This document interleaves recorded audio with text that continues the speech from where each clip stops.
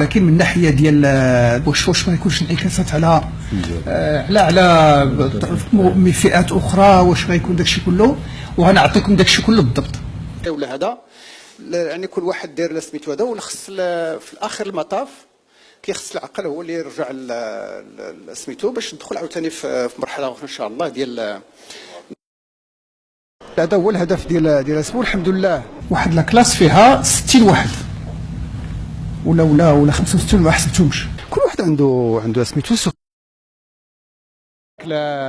سميتو هذاك غير جلسوا كان ونشوف هذا باقي اقتنعوا بين راه سميتو بين راه يعني التسيير هو تسيير اي قطاع. يمكن لك الواحد اللي كيكون عنده الرغبه والعزيمه، وهذا ما كاين حتى شي فرق ما بين هذا القطاع وما بين القطاع الاخر، وكل قطاع عنده خاصيات ديالو وكيمشي على حسب هذا. انا عايز جمله مفيده، قول لي جمله مفيده عشان افهمك.